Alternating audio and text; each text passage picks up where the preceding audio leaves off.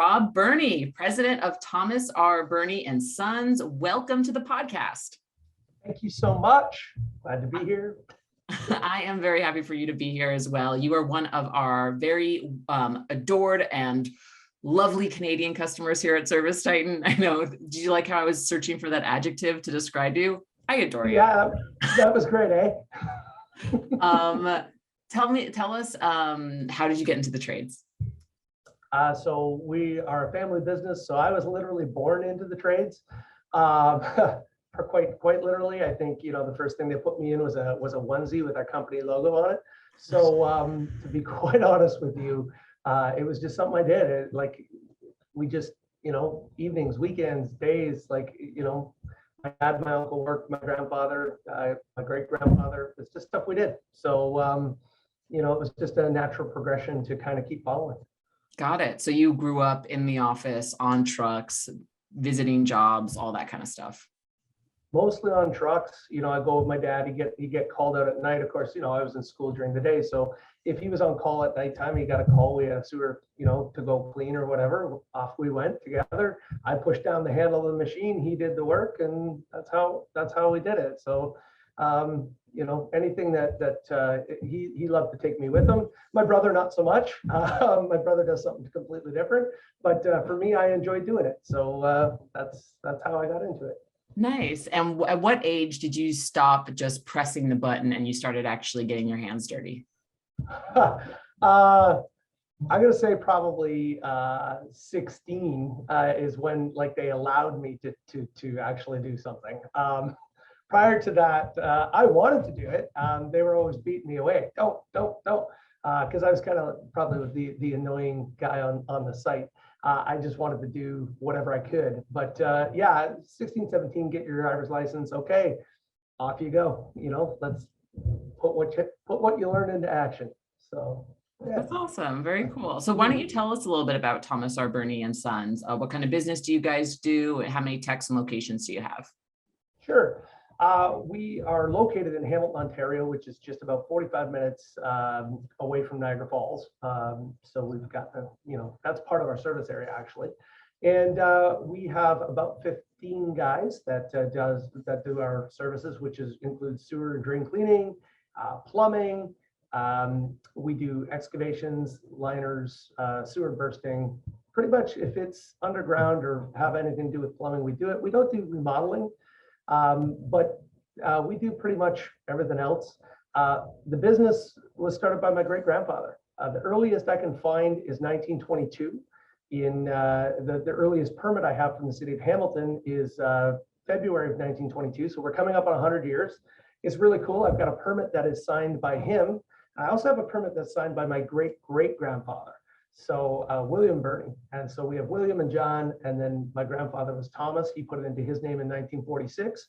My uncle came in 68. My dad came in 71, I believe. I started coming in kind of part-time in 94, 95.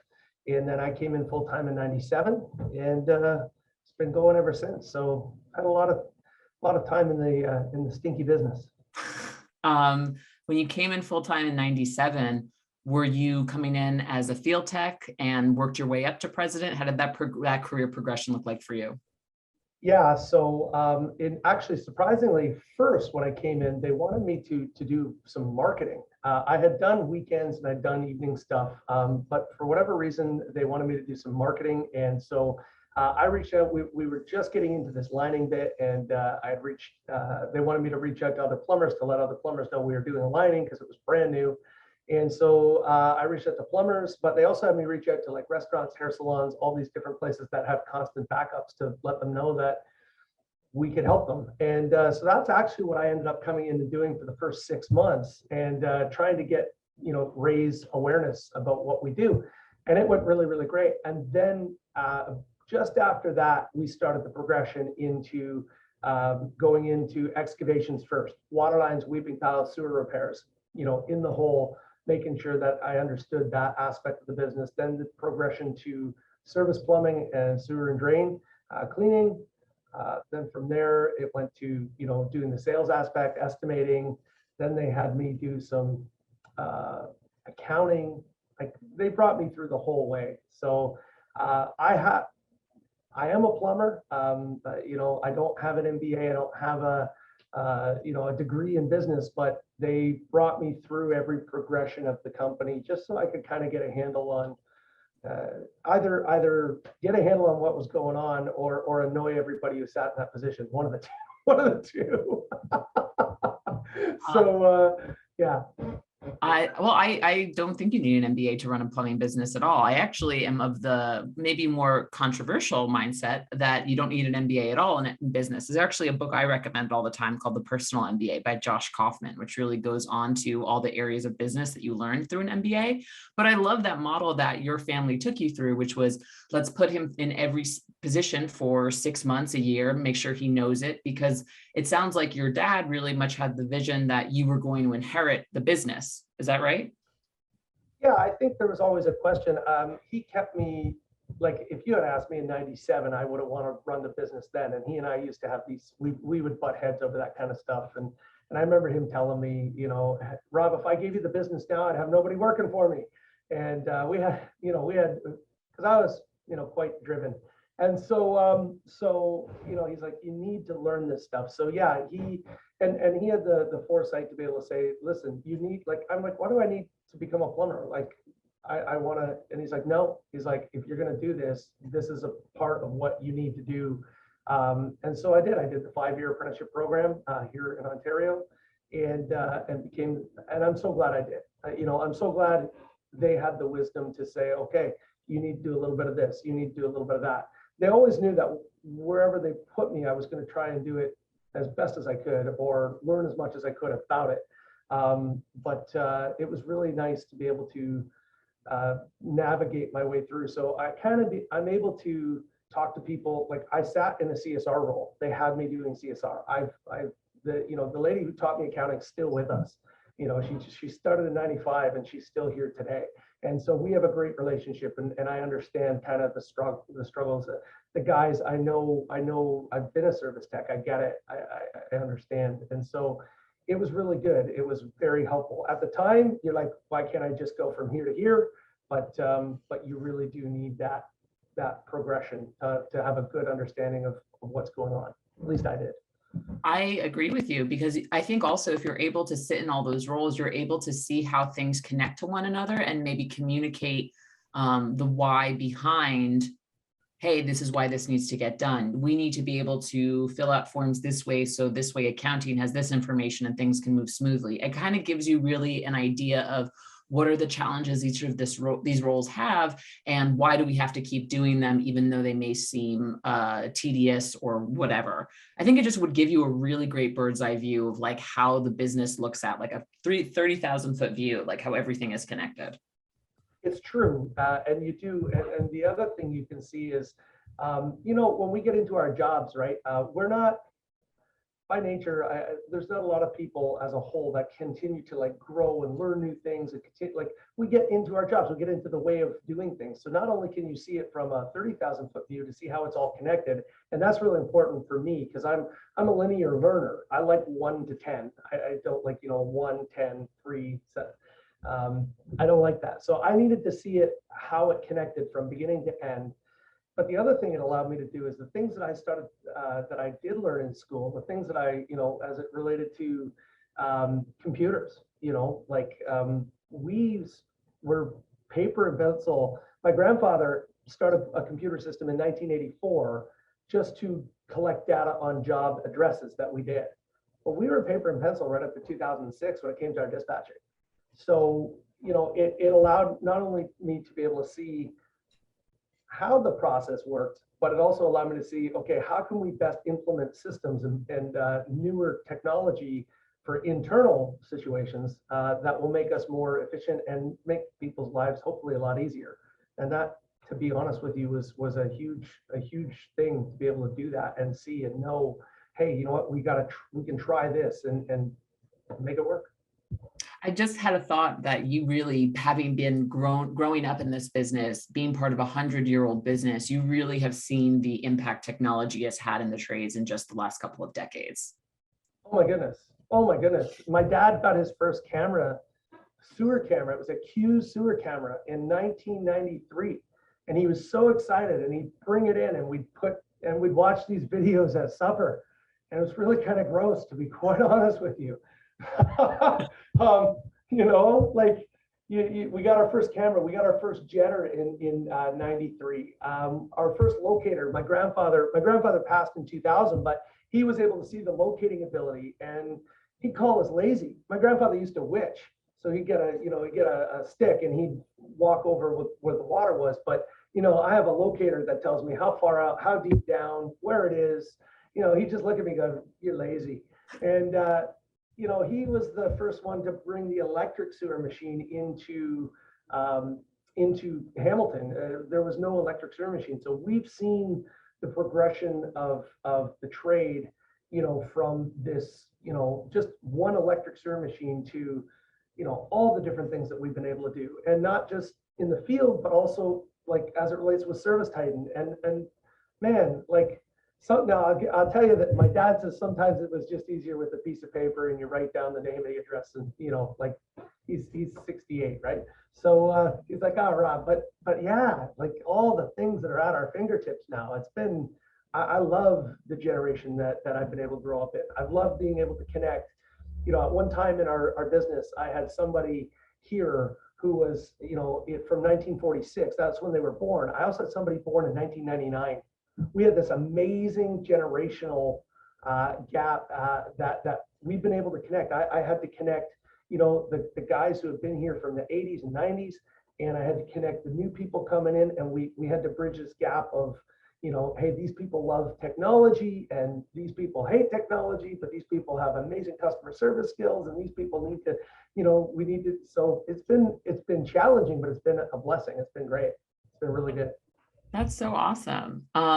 So speaking of systems, right? I imagine inheriting 100-year-old business comes with inheriting a lot of old, outdated systems and processes. So tell me about the changes you wanted to make when you took over the company, and how did you go about making them? Yes, you are true. You are, yeah. My dad and my uncle, they had the foresight to reach out to Frank Blau in like 1991-ish. And we got involved with Contractors 2000. So as it relates to, delivering customer service, I really felt that we did a pretty fantastic job. Those were some of the areas that we were really strong at. Some of the areas that we were weaker at, of course, like I said, 2006, we're still paper and pencil. There were some things we needed to enhance. I say enhance because, improvement may indicate there's something wrong. There's not necessarily something wrong. It's just a way to get better. I think every generation looks to see, how can I add an enhancement to this? How can I, we want to keep the foundation of great reputation and quality work, and we stand behind what we do. And I think we've done that really great. I think we've continued that. But yeah, we needed to enhance some of the processes that we had. And like I said, technology as it relates to ServiceTitan, you're now, I brought in BlackBerries, for crying out loud. Like, our team was just getting used to cell phones, and I'm like, okay, now we're going to do BlackBerries. And people are like, yeah, no. I'm like, yeah, it's going to be great. And so we did that. Provincial regulations. See, no, it's kind of like state regulations. Nobody from the province comes in and tells you all the areas where you're going wrong unless you invite them, and nobody invites them to do that. So I got in and I started looking at things. And I was like, oh man, we're like a decade behind here in some of the areas that we need to fix. And so we needed to do that. And with anything, change is inevitable except from the vending machine. So and it's difficult. It's intensely personal. So there were challenges, to say the least, but we made it through. We're continuing, and I'm very happy with this, the way things went along, for sure. Awesome. By the way, thank you for unlocking the BlackBerry memory for me. BBM and Brick Breaker, my friend. Oh my God, right? So fun. Oh my goodness, that's just fantastic. Also, when you say the provincial regulations, are you talking more about HR, more workers' comp, that kind of stuff? Yeah, we were always really good with workers' comp. Workers' comp was very, they worked with us, but HR, basically knowing and understanding all the laws, that was huge. That really probably was my biggest surprise of taking over the organization and just kind of, looking at what we needed to do and to be in compliance. That was a big game changer. A lot of our direction came out of Nexstar, and they have some great direction. However, in Canada, we're completely, we're not employers at will. Okay, everything is contractual with us. So these are things that we did not know. And there's two types of laws. There's ESA law and common law, and there are two different laws in our province. So it was an interesting time, to say the least.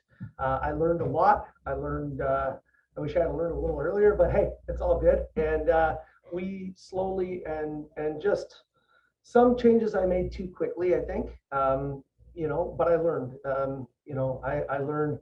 I thought the process would be straight, and it wasn't. Like it's been all over the map. It's zigzagged all over the place for me. So it was challenging, but we're there. You mentioned before that you really like linear learning. I'm very much of the same mindset too. I much prefer to do a linear, nice, steady increase, in challenges, but it's never like that in actual real world, right? You're constantly zigzagging, going from like a small problem to a giant problem and pivoting and all that stuff. I imagine that you got some resistance from some of these new initiatives that you were trying to implement when you first came into a leadership role. How did you overcome those resistances? Yeah. So, I got a business coach. My business coach name was Jim Hamilton. Jim was great. He's been my coach for 10 years. He basically told me, he says, Rob, with all the changes that you're going to make, that you need to make for this company to stay viable going into the future.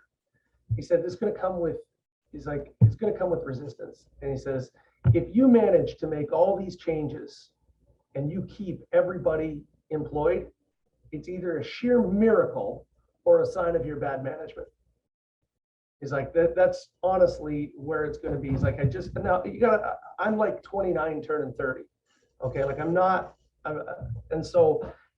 the boss's son. So you put that on top, and the team that you're basically coming into as a leader, you haven't been their leader. They've kind of watched you from, young all the way up.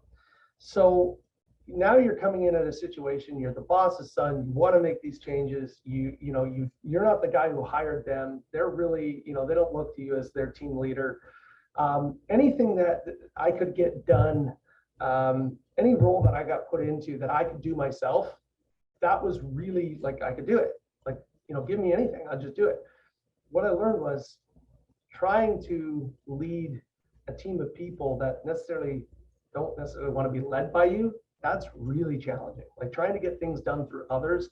Thing is, you can't get anything done by, like, you need everybody.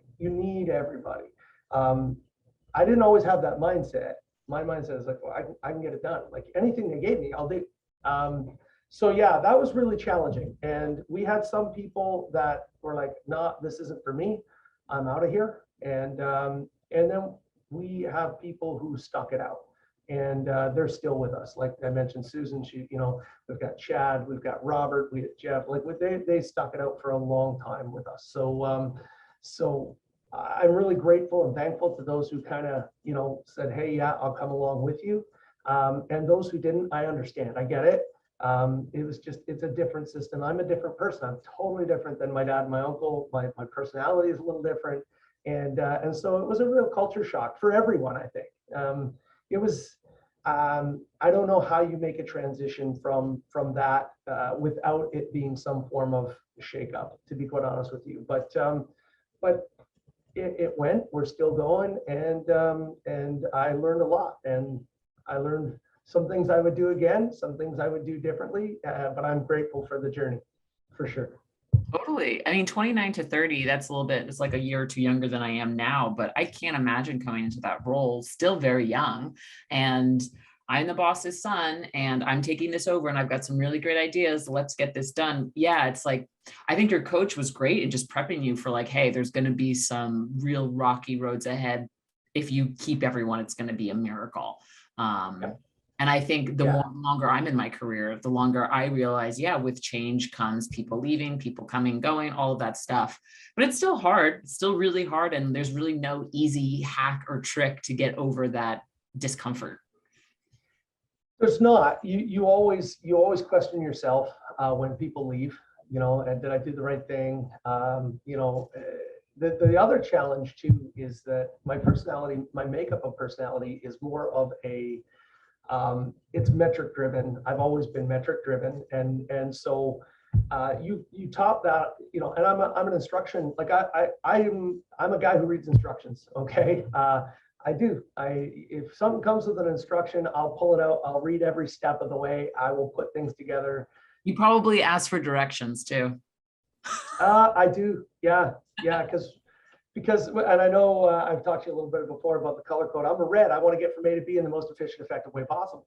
So there's no sense in me driving around trying to look for directions when I can ask somebody way smarter than me to, and I'm a literalist. So Jim would say to me, okay, what I'm about to tell you, I don't want you to take like literal verbatim, because I know you will.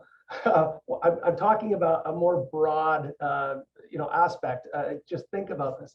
So honestly, when I came in with that mindset, like I can do this, I can get from A to B, I can, that also had a negative effect. Jim set me up great. He let me know that, he let me know what was going to happen. He even kind of was able to help me on who more than likely would probably not be a long-term with us. But you look at it and you go, man, am I making the right decision? Like, I don't know. I don't know if I'm making the right decision. And so I would go to my dad and my uncle and they would support me and they would say, no, they would say, this is, they were, one of the things we established early on is I said, right now the team members come to you guys and you guys kind of solve the issue. And if this is a leadership change you are, intent on making and committed to, I really would like you to have them come to me so that I can listen and I can learn and I can make my mistakes and the whole bit. And I would like to talk to you guys independently. And if you have an issue, come talk to me and we'll, I'll listen. And it didn't happen a lot. It did happen from time to time. And I was very grateful for their support to say, no, Rob's taken this on and go talk with him. And that's what we did. So, but yeah, you start to question yourself and I'm so glad and grateful that they didn't just leave, they were still here. And I was able to go and as I say, okay, this is what's happening. What do you think? Am I doing this right? Am I not doing this right? Like, what would you do differently? Or hey, I'm doing this. Hold your breath because here we go. So we're going for a ride. I'm so glad you brought that up because I think that's the case in a lot of family dynamics within within businesses like this is that, the older generation usually stays on to some capacity, but having you set that boundary and set that expectation with your father and your uncle who are passing leadership along to you and saying, hey, please, I know the guys are still coming to you with this stuff, but please direct them to me. If you want this leadership change to happen, they need to see it modeled by you. And it's so important. I want to pivot our conversation a bit to all of the tools that you use to grow into the leadership role you're in now, because you mentioned a bunch when we first spoke, and one of them was the color code, and you were a red. So we've talked about personality tests before on this podcast. A lot of the folks that I interview really recommend them. Can you just tell us a little bit about the color code and how that works, and if you gave it to your whole team, and is this an interesting, colorful shorthand you use internally now? What does that look like? Sure. Yeah, so I saw the color code when I went to Nexstar. I went to a meeting up there and I didn't understand what it was. Everybody had these circles, these colors around their heads. And I was like, okay. So yeah, I did it. I came home and it was a really meaningful meeting as well. And I came home and I did the color code. It wasn't part of the meeting. It was just something I was like, hey, I'd like to figure this out. So I did it, and I'm actually a red purist, which is kind of crazy. I read it and I gave it to my wife and I said, honey, is this me? Like my wife and I, we've been together coming up, we've been married 20 years, we've been together coming up 27 years. And so she knows me better than anybody. And I was like, hey, is this me? And she's like, oh yeah, it's totally you. So I took it to our team. The biggest, some people who I really trust in our organization, some long-term employees, I took it to them and I said, is this me? And they said, yeah, it is you. And it took a lot because as a red, you don't want to be, you don't want to show vulnerability. Okay, you want to hold your insecurities tightly. And so, but the biggest challenge that I had been having throughout my business ownership tenure is relating with people. So I decided I wanted to know a lot about it. So I want to become a facilitator of the color code. So I'm like, okay, let's go figure this out. So I got in touch with them. Dr. Taylor Hartman is the gentleman who designed it. And it's about your motivations. It's not your behavior. Behavior is like a filter. You can learn behavior, but it's about your motivations, why you do what you do. Not just the behavior you learn, but why is it that you operate? So red is they're motivated by power or poder, which is basically a Spanish word to move things from A to B in the most efficient, effective way possible. That is who I am. Their qualities are vision and leadership. Blue is intimacy, but not in the perverted way of intimacy that we might think of today. It's more like deep, meaningful relationships. And their qualities that they bring to the table are quality and service. Whites, they bring peace. That's their motivator. They want things peaceful. And their attributes are clarity and tolerance. And yellows are fun. My dad is a yellow, and so is my daughter. And it's optimism and enthusiasm. And so because any color can do any job, we actually don't do the color code with our prospective employees until we've hired them. We don't want any kind of biases on that. We do have everybody in the organization do it when they come in. We all have them on our offices and on our name tags and stuff like that. And what I've learned is, first of all, I learned how people receive me. I would tell you, or I would share with people that I'm being assertive, and they're like, no, you're being aggressive. And I'm like, okay, I get it. I understand some of the things when I get really, like I'm task dominant when I get really stressed. I don't understand that, but that's just who I am. And so what I learned is I learned how I appear to other people, and it really helped in my relationships with them, not as an excuse to say, well, I'm red, you have to accept me. No, it helps me to understand, okay, I'm red, Emily's white. I've got to make, our interactions a little different. I'm red and Charlie's blue, so our connections are a lot different. And it really helped me with all of my relationships. And what I learned as well is typically the people who are in the service industry, like actually out in the field, they're blues and yellows. They're blues and yellows. And they have and blues and yellows are emotion first, whereas red and whites go to logic first. So my wife is a blue with white, I should say, blue with white. And so the relationship between red and blue is blood, sweat, and tears. And if you can make it work, it's amazing. But we've had a lot of blood, sweat, and tears days. But what I'm learning and growing in is that if I give her the opportunity to just get those emotions out, and talk and let me know what's bugging her, then I earn the right to bring in a little bit more logic, as opposed to just shutting it down with logic first, which heck, I wish I had known that 20 years ago, to be quite honest with you. But it really has improved our relationships with our team, and it's been great. So with me, red purist, I'm almost 70% red.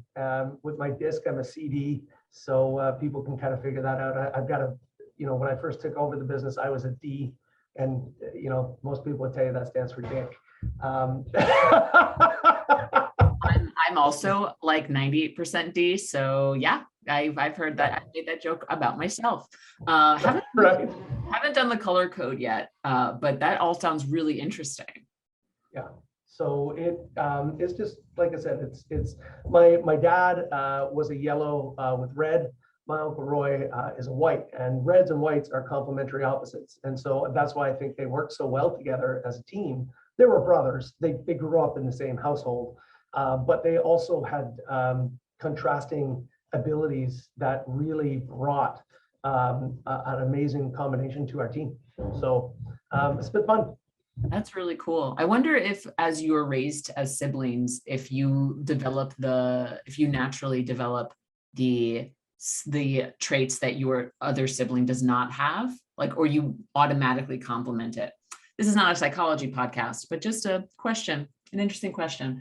Kind of going back to what you were learning as you were coming into this leadership role, you mentioned that you're a big fan of Simon Sinek, particularly his take on profitability and people. And it sounds like as you were first coming in at 30, making these changes, you were really starting to see the impact people have on the business. And can you just tell me how Simon Sinek's talk really kind of brought that home to you? Yeah, so first, so when I first came in, I was about instructions and metrics. That's where it was.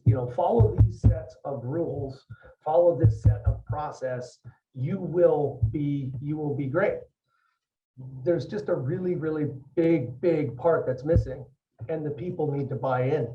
And so for the first part of the tenure, it was like, I'm doing this. If we just do this, I mean, I don't understand why nobody gets this. It's really, really simple. Like, do this and everything's great.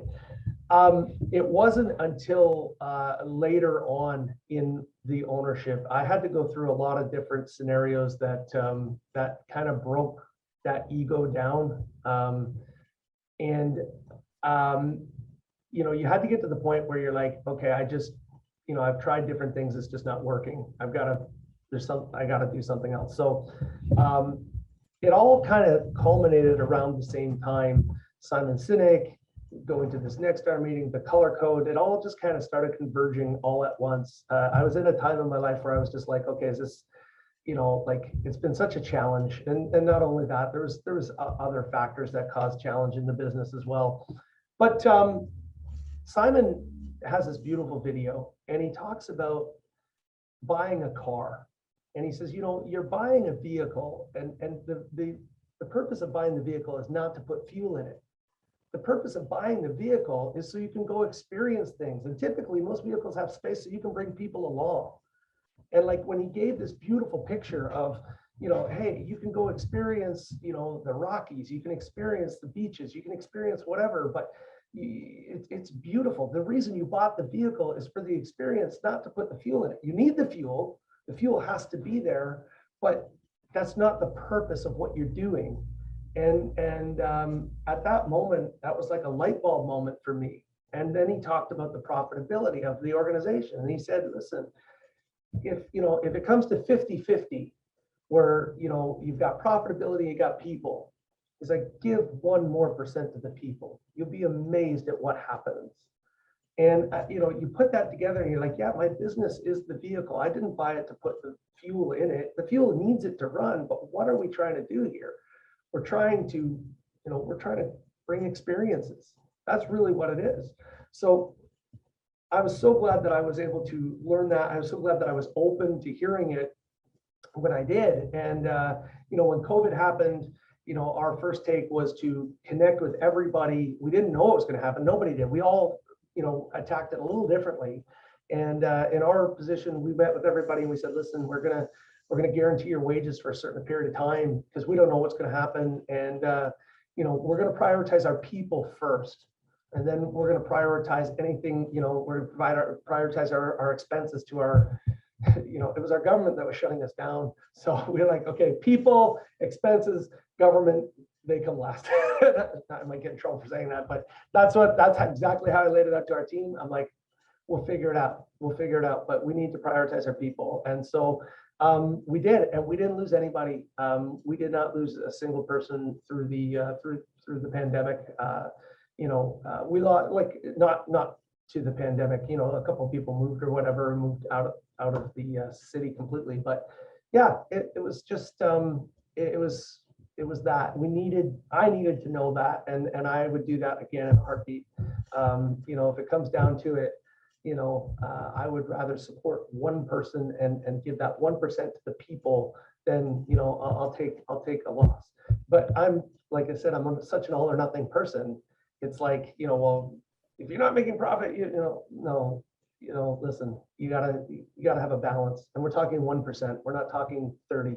You know, we're talking 1% here, 1% there. It's just an incremental, but I want them to know that I care about them more than I care about, you know, the whatever happens. You know, we've got to care for the people and make it work. And I think my dad and my uncle did that great. My grandfather, he also did that very, very well. And I just want to carry on that tradition. So yeah. You also mentioned when we first spoke that you went to a Keith Mercurio session at Nexstar, and the big takeaway was that contribution trumps competition. And that's really the vibe that I'm getting from you. And I think contribution trumps competition is such a nice, succinct way to describe this whole way that you're viewing leadership. And I just want, before we move on to another section, I just want to give you an option to respond to that. Yeah, that was a massive turning point. You know, it's called Leadership Mastery, and Keith is amazing. Poor guy, I had him out till like 3 a.m. on his very first time I met him. So if he's listening, my apologies, but I know it gave you great wisdom. Keith, they played a game, and we didn't know the game was being played. We got a little clicker, and you know, they put a thing up on the wall, and you clicked your answer. And we started playing this game. There's 4 colors. You know, I was the blue team. And so, you know, they put a question up and you click your clicker, and then they show the results, and blue team wasn't winning. And, you know, we kept playing it, and then they allowed us to play it in a table group and so on and so forth. And then he asked a question about, he said, you need to ask yourself 3 questions when you go home tonight. He says, you need to ask the first question is, what are the rules of the game? The second question is, what questions should I be asking about the game? And the third question is, how is the way I'm playing the game reflective of the way I play it at home in my business? And I was getting angry with the game. I was getting angry with my teammates, to be honest with you, internally. So I went back to my hotel room that night, and I was like, okay, what are the rules of the game? Like, I don't even know. Like I just started playing. Like I picked up my clicker and I'm just like, I'm playing. I can't even tell you the rules. I don't know the rules. What questions should I be asking? Well, when I really thought about that, it took me to a scene in Tommy Boy when he's holding a box and he says, you know, like I can take a dump in this box and mark it guaranteed, but all you get is a guaranteed piece of crap. So I'm thinking, well, what questions should I be asking about the game? Like, what am I going to win? Is it a guaranteed piece of crap? Like, I don't even know what I'm playing for. You know, I just started to play. And then, you know, how is the way I'm playing it reflective of the way that I'm playing it at home? Well, I was playing for me and only for me. I wasn't playing for anyone else. And so then that hit me like a ton of bricks. That was the changing point in a lot of things that I was doing here in our business. That took me out of my own selfishness and ego and said, hey, I'm playing for the wrong reasons. As the leader, you can't be playing for yourself. You have to come in and play for the others. You start out doing it for yourself. And that's the challenge as as you're migrating through the different, areas of the business, and you're, I know this and I know that, and I know, and I can do it all. And, but as a leader, your role changes. Like Simon Sinek says, usually they promote the best guy who does the job. And now he's, telling you how to do the job that he used to be the best at. They don't really provide him too much leadership training. And to be quite honest with you, for me, it was like one of those moments where it was like, man, I have to stop worrying about the metrics. Another part of that meeting was you don't hear a coach yelling out, on the baseball field, hey, you're at 20, you're 22%, conversion. We need you at 30%, let's go get a hit. You don't coach the metrics. you coach the people, you coach the behavior, and you're not doing it for you. You're doing it to see them succeed. And like Maxwell says, if you can become a person of significance, success will never measure up after that. It doesn't matter how successful you are. If you can be significant to someone else, that's so fulfilling. And I want to thank Keith specifically for that lesson. I know he has shared it with many, but that was a turning point for me. It was a turning point for how I was going to run this business. I came home and I was like, I met with guys. I had to get right with a couple of them. And it was a big thing. So it was very impactful. Yeah. Wow. I'm so happy. Thank you for sharing that. You honestly gave me like a bit of a knock upside the head myself. And I'm just a year or two older than when you were, sounds like when you learned that lesson. So thank you for that.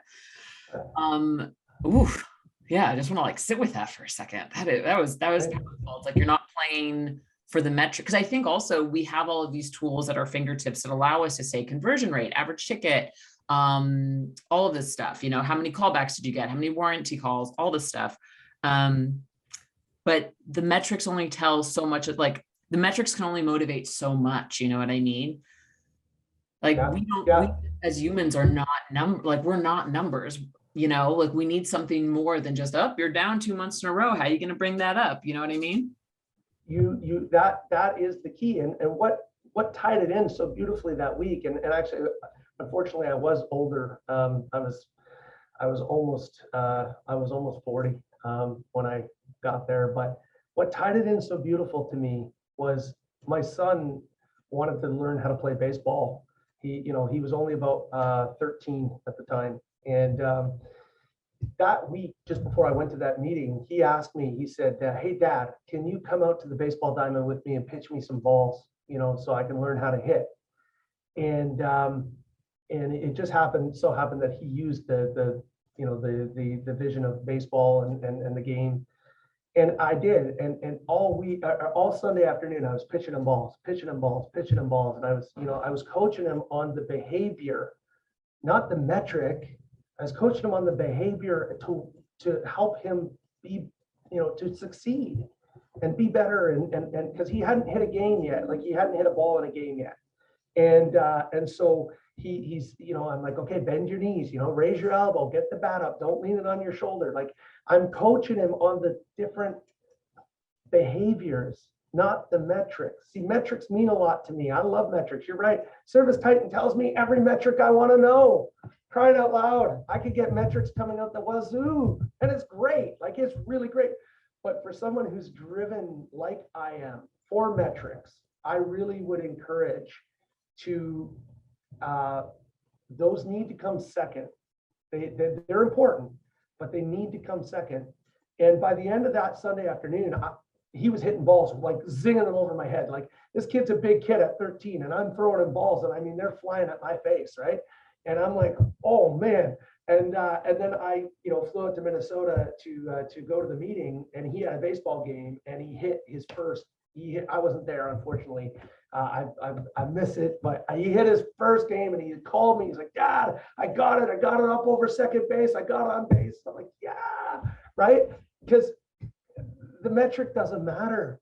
The fact that he did it and he got going, that he, and now he's just going to improve. He's just going to continue, building on what he learned and improving. So when you're right, when you coach the metric, when you coach the number, hey, you're down this much, like, what's your plan to, it's like, listen, what is the behaviors that are contributing to what's going on? Let's look at those things, but you can't do that.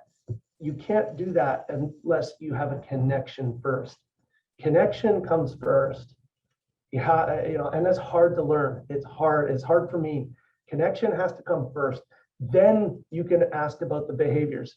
But then you have to be open to what are the objections of that. Like there are, the first time you tell a bunch of techs to role play, it's going to be crazy, right? You gotta. Hey guys, I'd really like you to role play. Yeah, right. You gotta model it. So Yeah. Wow. I just want to say, Rob, this has been a really wonderful conversation, just talking about coming to your own in a family business and all of the lessons that you learned. So I just want to pause right here and just say thank you for being you're red. You may not be vulnerable, but you were very vulnerable here. And I learned a lot.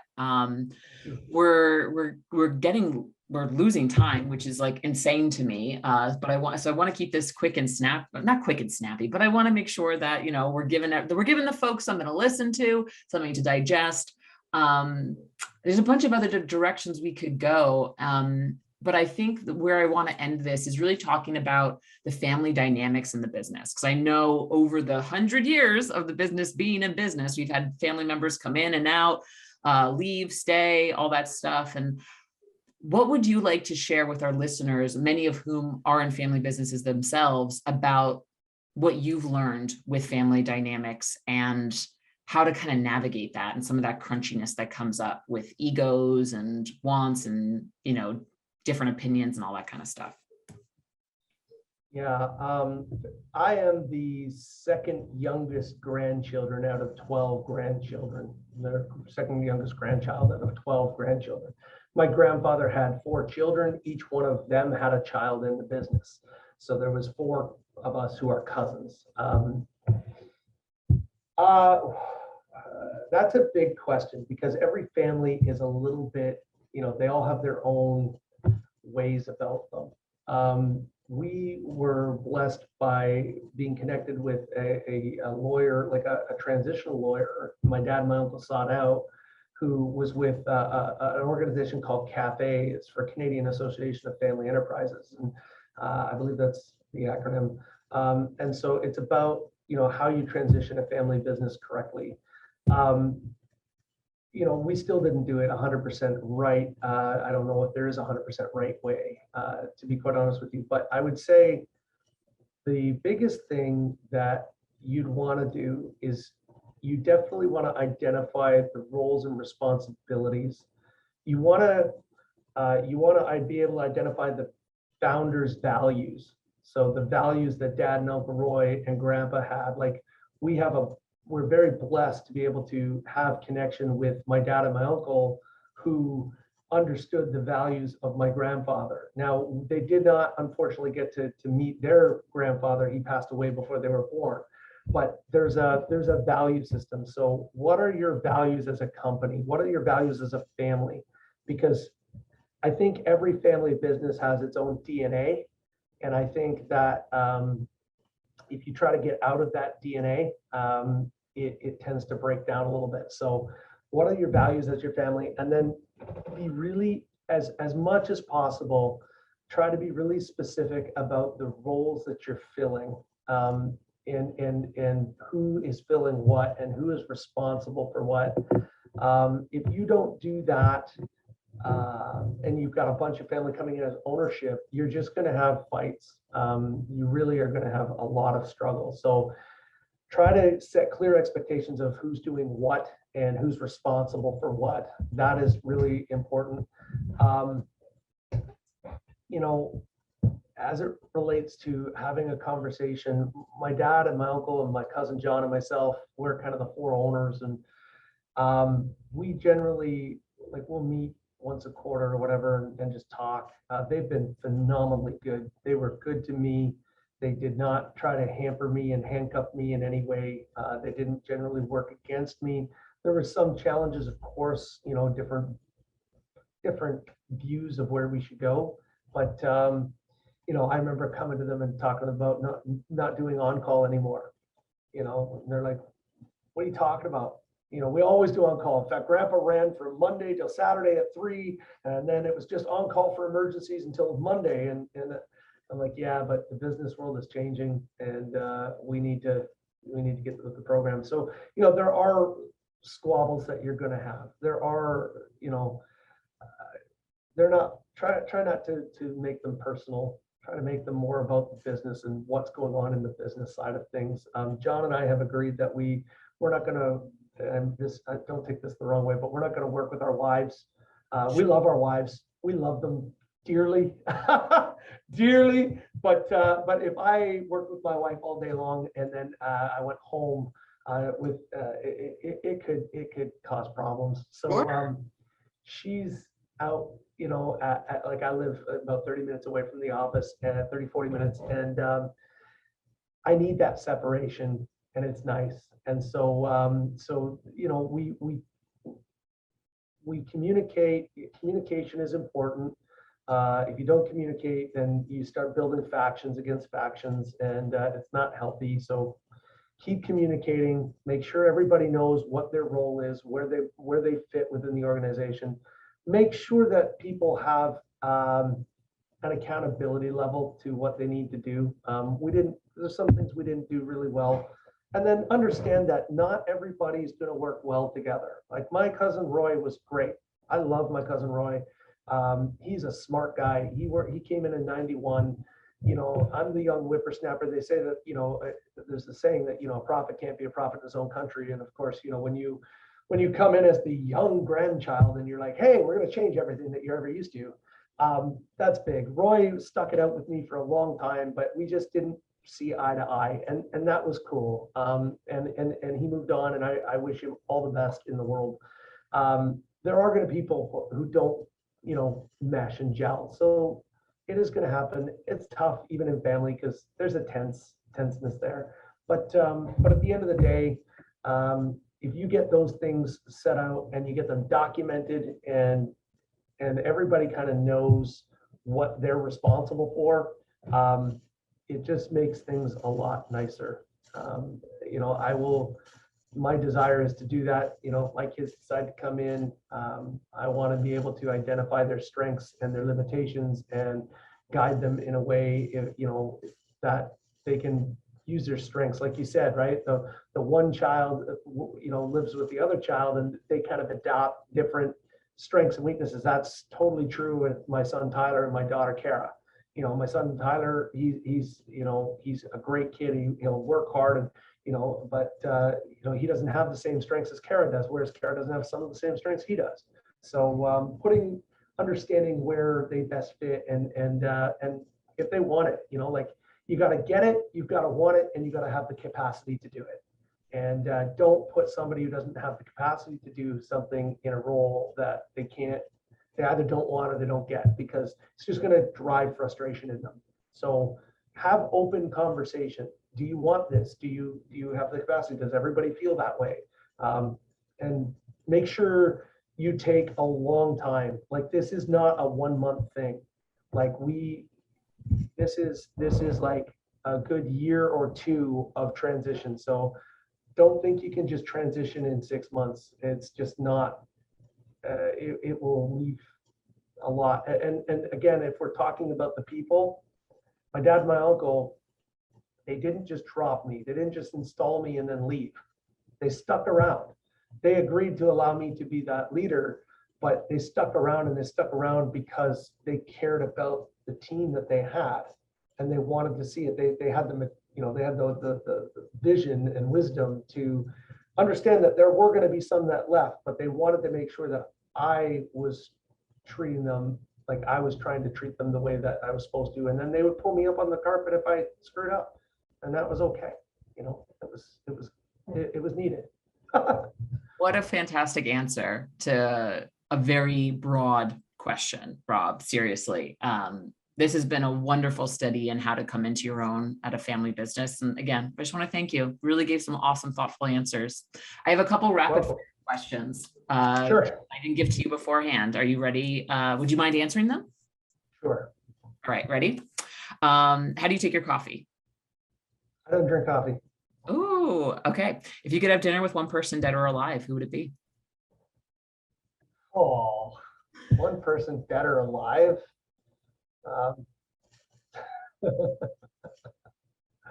Oh man, I had a conversation with one person, dead or alive. I don't know. Pass. I'll come back to that one. Okay. What's the number one thing you're trying to learn about right now? Oh, right now I joined up for the John Maxwell team. I want to be a John Maxwell team member. So I'm actually indulging in all of his training. It's amazing. If money weren't an object, so you had unlimited resources, what's the first thing you would do? The first thing I would do if money was an object, I'll be honest with you. If money was an object, the first thing I'd do is just pay off my house. Like if I had an unlimited amount of money, I just pay off my house. And then, man, I would probably do something to like coaching and mentoring, you know, just being able to help people in this industry, people who kind of like me, similar, you know, family businesses, you know, hey, what's your struggle? Like, how can I help you? You know, set up something where we could just, I love communing with people and talking. So I would love to help people. I would help people. Nice. What podcast or book recommendations would you like to give the audience? There's all sorts of good ones. I just said Maxwell, so anything Maxwell, anything Simon Sinek. Good to great. Traction for your business. Traction. We've been going through Traction hard lately, so it's been a great one. Gino Wickman. And Kerwin Ray. I watch Kerwin Ray a lot. He's a guy out of Australia. I love him. I've done his Nail It and Scale It series. Just a really great guy. So if you pick him up on Instagram or whatever, short little vignettes, good stuff. Nice. And finally, what's the number one thing every contractor must do to run a successful business? Pray. That's the first one. That's the first answer. I never heard that one before. Pray. You gotta pray, man. Like I think to answer that question about who I'd have dinner with is Jesus, because there's a lot of questions that I have, and I do a lot of praying. So pray. Amazing. Rob, thank you so much for your time on Toolbox for the Trades. I've really enjoyed this interview. Awesome. Thank you for having me. I really appreciate it.